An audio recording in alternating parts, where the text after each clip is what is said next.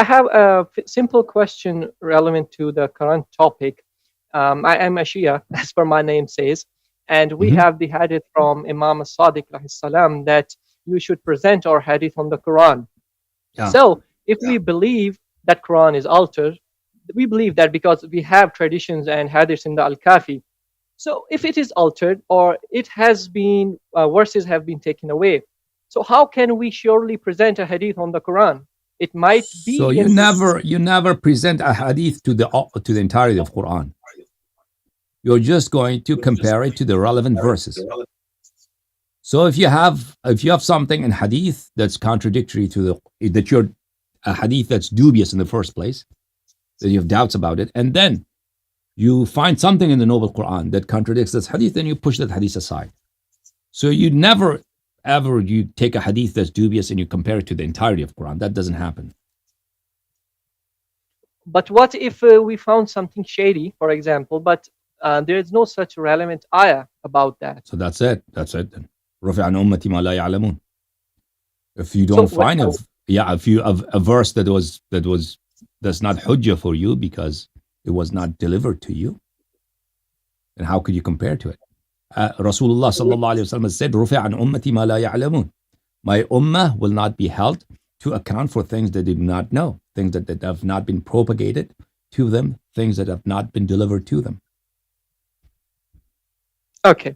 So coming to the second question, the second question of mine is that the ayah "Nahnu nazzalna az-zikr," I have heard from you a couple of times in the Urdu sessions and English as well that this is not a muhkam, and many mufassirin in the Ahl al-Sunnah and Shia has said that this is not clear that the zikr means the Quran. Yeah. But we never saw any such reference. Anytime, if you have some time, you could display them because we learn from you. We take the screenshots of those references and we use Mm. them in the arguments. Yeah. Well, I've showed it many times. I'll show it again. Okay. All right. I I'll show it might have again. No missed problem. that. Thank you. So, that's the foremost, strongest evidence of those who say Quran has not been changed, is to present this verse and argue on the basis of this verse. إِنَّا نَحْنُ نَزَّلْنَا الذِّكْرَ وَإِنَّا لَهُ لَحَافِظُونَ. This verse is in the Noble Quran and this surah. What surah is this? Surah Al-Hijr. Verse number, what number of verse number 9 or something. Okay, so they say that this says we have revealed the dhikr and we are going to protect it. So Allah has taken the responsibility to protect the dhikr, and dhikr means Quran. Why they say it's Quran? Because it's inna nahnu nazzalna, because of said nazzalna, we revealed it, we sent it down.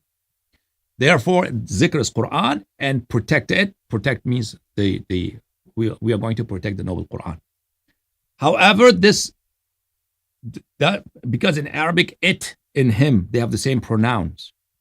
So someone could also translate the verse this way: we reveal this dhikr, and we are going to protect him. That's equally plausible.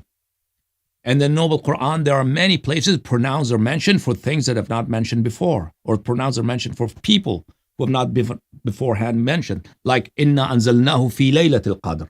This is the first verse in Surah Al-Qadr. Bismillah ar-Rahman ar-Rahim. Inna anzalnahu. We have revealed it. What? There's nothing mentioned before it. Fi laylatil qadr.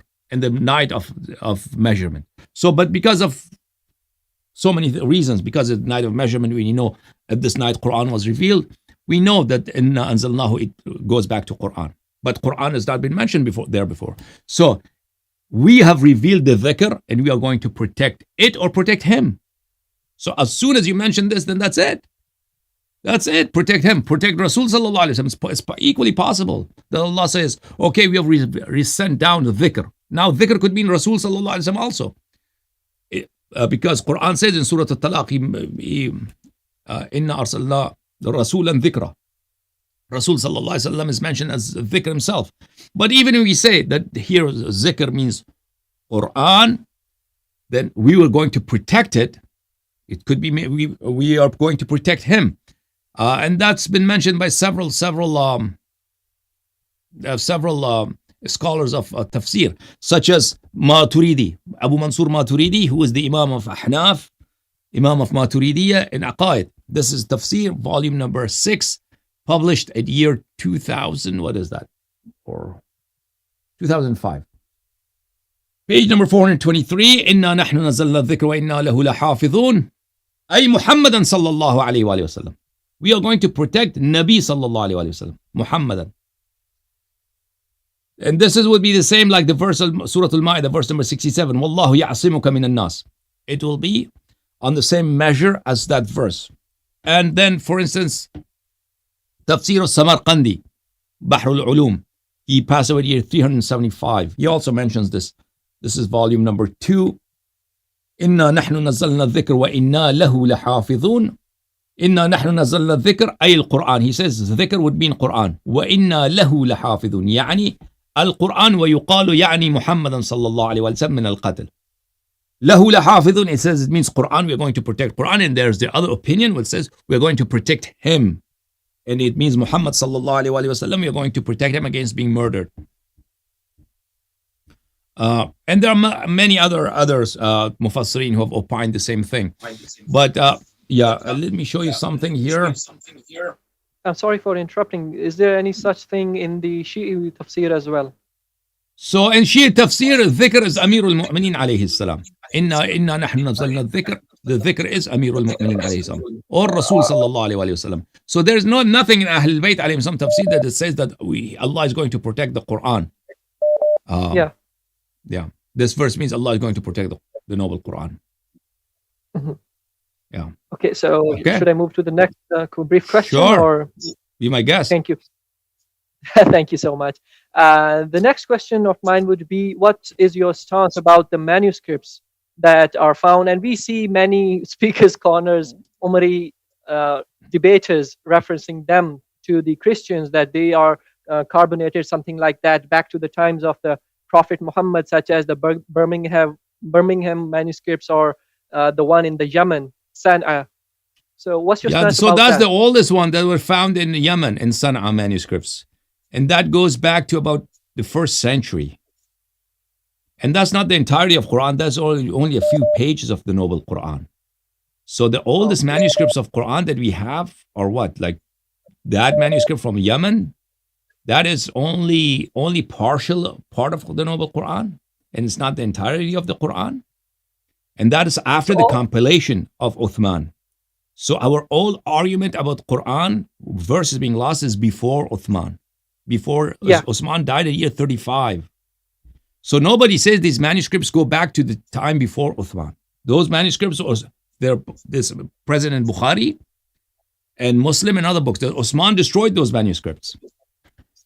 So we don't have any, the oldest manuscript that is from Sana'a, that has been dated back to 1st or 2nd century, I think, around 70 or 80 years after Hijrah.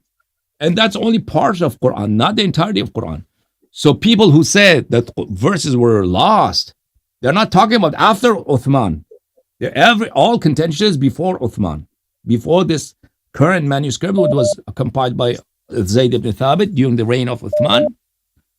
What happened? Those 35 years from not 35, but rather 20 years from the demise of the Nabi sallallahu alaihi wasallam until Uthman compiled this Quran, or Uthman asked Zayd ibn Thabit to compile the Quran. That is the era. So there is no manuscript from that time present, except the manuscript that Imam Asr alayhi salam has.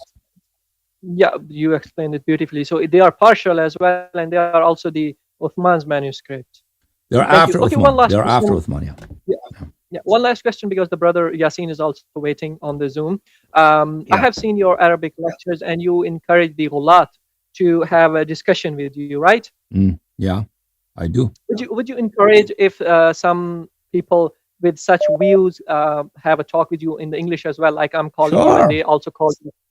Sure, absolutely.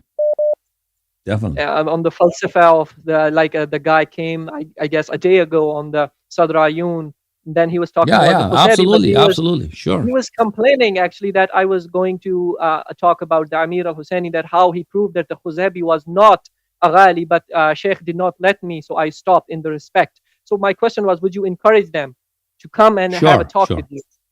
Thank you. sure. Thank you so much. That was all. May And Allah thank you so bless you. much Allah again. keep you well. Thank you so much, sir.